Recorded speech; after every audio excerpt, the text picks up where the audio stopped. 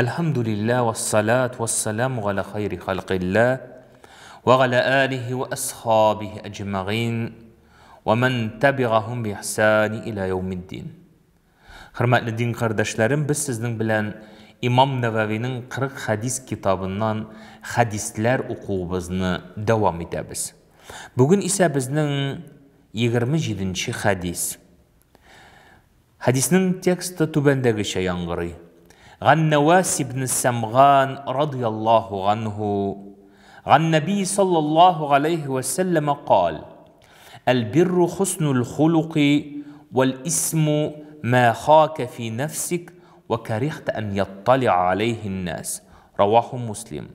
وعن وبصة ابن مغبات رضي الله عنه قال آتيت رسول الله صلى الله عليه وسلم فقال جئت تسأل عن البر قلت نعم فقال استفت قلبك البر ما اطمأن إليه النفس واطمأنت إليه قلبه والاسم ما حاك في نفسي وتردد في صدر وإن أفتاك الناس وأفتوك. حديث حسن رويناه في مسند الإمامين أحمد بن حنبل والدارمي. Peygamberimiz sallallahu aleyhi ve sellem'den bu hadisini Nawas ibn Samghan haber ete.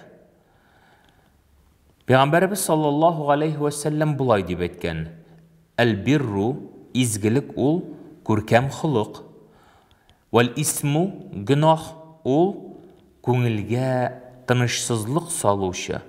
Hem de kişilerge anı көрсәтергә тіләмәу dedi. Bu Müslim'de getirilgen. Hem şunday hadis bizning Vabsata ibn Mağbat'tan getirilä. Ol günni Peygamberimiz bir günni Peygamberimiz sallallahu aleyhi ve sellem yanına kildi de aytdı. Peygamberimiz ana aytdı, sen izgilik hakkında sorarga kildingmi dedi. Ol ayye dedi. Soňundan Peygamberimiz sallallahu aleyhi ve sellem aytdı, istafti qalbak, yani kalbinden sora, yüreginden sora. İzgilik ul көңілге тынычлык салушы ve yamanlık ul көңілге тынышсызлык салушы әйбер dedi. Hatta bütün kişi seni jıyılıp maqtap tursa da ul sana baribir tınışlık bermewşi dedi. Bu ise Ahmet hem Darimi jyntyklarında getirildi. Demek bu hadiste Peygamberimiz sallallahu aleyhi ve sellem iki meseleni küterdi. İzgilik hem yamanlık. İzgilik ol el-birru dedi. El-birru degen söz Arap tilinde bütün tür izgiliklerini öz işine aluşu söz. Yani bütün tür izgiliklerini ol öz işine ala. Nindigine alsa da ol izgilik bulsa anı el-birru deyip atab bula. Elbette el-birru izgilik iki yönelişte көрсәтелә. Birincisi ulda bulsa muamelette, yani kişilerinin bir-birisi bilen muamelesinde, beylenişinde.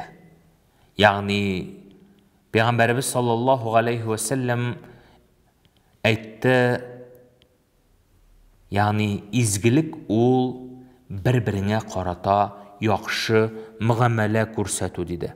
Peygamberimizden sıradılar, ya Resulullah, men eberru, kim kübrek izgilikке, kimge izgilik kılıp birinci tiyişti digeçtin? Peygamberimiz sallallahu aleyhi ve sellem ummuk dedi. Sonundan kim digeç? Ummuk. Yani eniyin dedi, sonundan etiyin dedi. Yani ata anana yaxşı muamele kılını da Peygamberimiz sallallahu aleyhi ve sellem el-birru izgilik deyip atadı. Allah subhanahu ve teala Kur'an-ı Kerim'de aytdı ve tegavvanu alel birri ve taqwa. Bir-birigiz bilen izgilik kılıda tilekteş buluguz. Bir-birigizge qarata tirek buluguz izgilik kılıda. Ve la tegavvanu ala ismi vel gudwan. Günah buzuk işlerde bir-birigizde tirek yerdemşi bulmağız dedi. Yani ol bulsun yaxşı söz aytu Müslüman kardeşine, ol bulsa anı yaxşılıkka ündeu, naşarlıktan tıyu, bular barısı da izgilik, yani muamelette bulgan izgi гамәл булып тора. Һәм дә инде икенче юнәлеш изгелекнең ул да булса гыйбадәттә. Гыйбадәттә шулай ук изгелек сүзе искә алына. Бәтик мәсәлән Бакара сүрәсенең 177 аятында Allah subhanahu wa ta'ala әйтә: "Ләйсәл бирру ан туаллу уҗухакум кибалал машриқи вал магриби." Ягъни изгелек ул йөзеңне магриб ягына да яки машриқ ягына да буру түгел. Ләкин бир изгелек ул мен амана билла, кем Аллаһка иман китерде, ахирет көненә, фәрештәләргә, китапларга, пайгамбәрләргә иман китерде, үзенең яраткан бәндәсенә, үзенең якын кардәшләренә садакалар бирү булар изгелектер диде. Мискиннәргә яхшы мугамәлә, ятимнәргә яхшы мугамәлә күрсәтү булар барысы да изгелек диде. Намаз уку, закат түләү, вәгъдәңдә тору, Милар барысы да изгелек диде. Һәм ахырдан әйтте: "Улаикаллазина садаку." Менә шушы эшләрне эшләүчеләр алар садиқиннар, изге бәндәләр ди. Улаика хумул муттакун. Дөрестлектә алар тақвалык әһелләре дип хәбәр итте. Бу аятта Аллаһ субханаһу ва тааля гыйбадәтләрне изгелек белән бәйләде. Димәк, ул изгелек. Изгелек ул эшләгән сайын эшлисе килә. Үзенең изгелек үзенең артыннан икенче изгелекне тарта һәм иң мөһиме кеше изгелек кылу белән күңел тынычлыгы ала. Нәрсә диде Пәйгамбәрбез саллаллаһу алейхи ва саллям хадисендә? Әйтте, ул ягъни күркәм хулук, ягъни күңел тынычлыгына ирешүдер диде. Һәм шунда ук гынах мәсьәләсен Пәйгамбәрбез саллаллаһу алейхи ва саллям күтәрде. Әл-исму диде. Әл-исму гынах, ул үзенә бөтен төр гынах эшләрне ала. Һәм аның ике галәмәте бар. Ике күренеше бар. Беренчесе ул да булса тышкы күренеш. Кеше гынах кылганнан соң ән ятталига алейһин-нас. Ул эшне башка кешеләрнең күрүен теләми. Бигрәк тә кемнән уяла, кемне ул хөрмәтли, ул кешеләрнең бу эшне күрүен теләми, чөнки ул бу эшнең начар, кабахат эш икәнлеген белә. Бу кешенең тышкы гынах кылганнан соң тышкы галәмәте булса, эшке галәмәте исә кеше гынах кылганнан соң, хәтта аны бер кеше күрмәсә дә, ул аның күңеленә тынычлык бирми. Күңеленә тынычлык бирми. Ул аны эштән борчып ашап, менә бит мин шушы гынахны кылган идем, менә бит мин шушы гынахны кылган идем ди. Хәтта бөтен кешеләр җыелып аны мактасалар да белә, что бу ул аны эшләмәде, Алла ризалыгы өченме яки башка бер өченме, ул аны кеше күрсен өчен эшләде яки башка өчен. Аны бит Аллаһ белә һәм аның күңелендә ни бар икәнлеген белә. Шул сәбәпле Пәйгамбәрбез саллаллаһу алейхи ва саллям әйтте: "Әл-исму ма хака фи нафс" диде. Ул күңелләргә борчу салучы, күңелләргә, ягъни тынычлык бирмәүче диде. Ялган ул икеләнү. Ялган ул шундый уңайсызлык. Хаклык ул күңел тынычлыгы, иминлек. Шуны онытмасак иде. Дөрестлектә Аллаһ Тәгалә яшеренне һәм ачыкны белүче.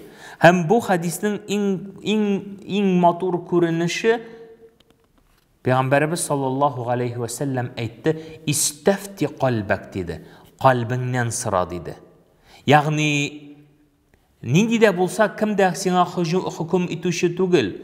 Бәлкем сиңа хөкем итүче ул гадел дә булмаска мөмкин. Ләкин күңелең сине гадел хөкем итәчәк.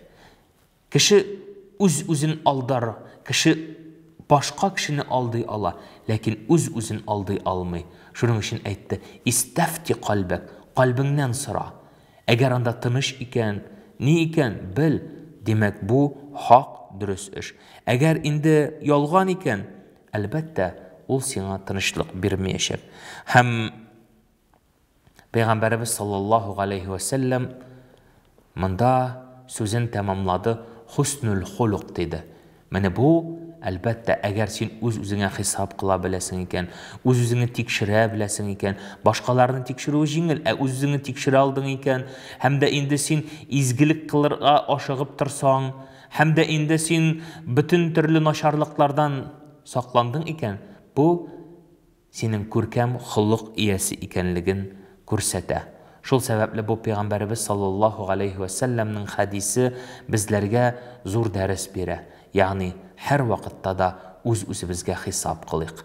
Кешеләргә түгел, үз-үзебезгә хисап кылыйк. Аллаһ Тәгалә безгә хисап кылганчы. Ассаламу алейкум ва рахматуллаһи ва баракатуху.